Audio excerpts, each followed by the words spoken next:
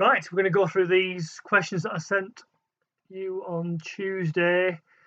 So yeah, if you want to pause it and make sure you've got them, or maybe it's just a nod along, who knows. So let's go through this. I mean, first of all, I always look for the word fertilise on these diagrams. So we always think these are strange because compared to humans, they seem strange. Yeah, so this is the honeybee. And you might have heard of the three kinds of bees. There's a queen bee, there's a worker bee, and then there's a drone that's a male. I don't want any jokes about males droning on. Anyway, a fertilise. I always think, right, there it says fertilise. So the queen mates once with a drone, then stores the sperms to fertilise eggs. Is it not just sperm? I think sperm is. It's like sheep, isn't it? I think it's not sheep's. Anyway, sperm. Technically, it should be spermatozoa if it's being plural. Anyway, when the eggs are fertilized, that gives a sterile worker female. When the eggs are fertilized and they're fed on, it's called royal jelly. And we do about that in year 13. We do about epigenetic changes to the DNA. Anyway, that then becomes a queen fertile female. When the eggs are not fertilized, that makes a drone, a male. So then we have these questions. The queen has a body cell containing 32 chromosomes. So that's the diploid number. How many chromosomes are there in the body cell of a drone? Well, that comes from an egg cell that's not fertilized. Therefore, it should be 16. Because when the queen makes egg cells, that will be by meiosis. And therefore, that halves the number of chromosomes. Workers, well, they're a fertilized egg cell. So yeah, that goes 32. Yeah, so if you're a drone, you're like a walking gamete, really. It's same in ants as well. So then being in the type of cell division that in bees that produces eggs, well, the eggs can be fertilized, so they need to be halved to restore the diploid number. So the only way to halve the number of chromosomes is to do meiosis. Be careful with the spelling of that. It needs to be exact. They don't allow mitosis.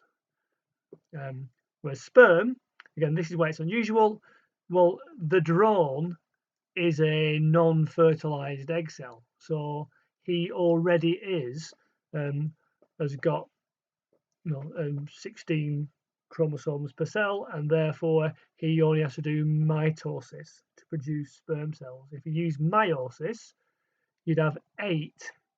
8 would meet a 16 egg, and therefore 8 plus 16 is 8 plus 16, 24. Yeah, that's not the number of chromosomes found inside a honeybee. Because I get a bong for an email. But let's carry on with this first anyway. You take priority. Right, next one, malaria. You might have done this at GCSE. And I look again. Read it through first. Malaria is caused by the mosquito.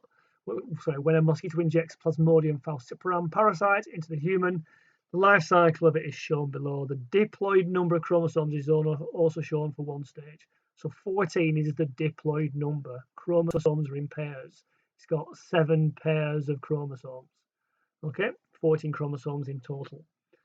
And I look for fertilization on the diagram and I can't see it anywhere. However, sometimes I don't have to see it because that point there, where lines converge, is where these two cells are being joined together, and therefore that must be fertilization. So sometimes it's not even shown.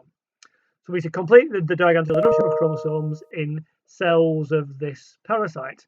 Well, there's 14 here, then it goes to here, and nothing's fused or anything, so that's just going to be the same. It's just moved location. It's moved from the liver to the red blood cells to basically increase numbers. And then we have this splitting and crucially this rejoining. Okay, so this point here means that there's a joining, therefore this split point here must be where meiosis occurs, and therefore in those boxes that's where we get the haploid number 7 and 7.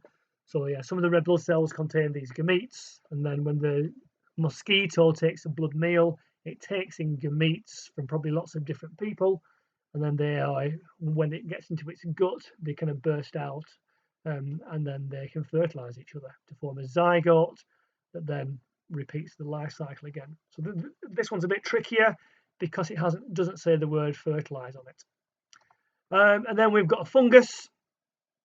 So again, we look around the diagram. I mean, here I've got gamete producing structures, and here I've got a joining. So, you know, these are two, this is one individual fungus, this is another fungus. It says the different individual species of the same species, and it says an N here. N means haploid, 2N means diploid.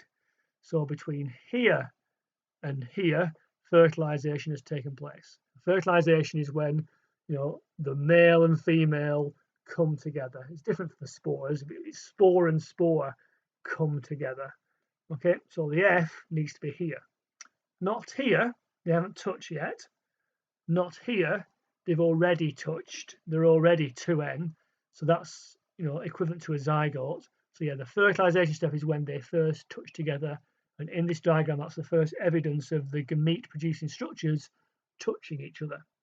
And where does meiosis take place? Well, meiosis goes from diploid, 2N, to haploid, N. So this is 2N. Nothing's changing here. It's just growing something. And then here I've got spores. Okay, and these spores have been released. So this here is where, excuse me, where meiosis must have taken place. Hopefully that makes sense. And then these will be genetically different because of crossing over and independent segregation. And then those spores meet and they grow into these structures. And then, sorry, yeah, they grow into these structures and then they meet. And then we get to our end of our life cycle. So hopefully that makes sense. Your next task, there's a video to watch. It's only short. You might have seen it at GCSE if I taught you at GCSE. Apologies, but it's a really good one on how pocket mice have evolved different fur colours. So it's just watching that.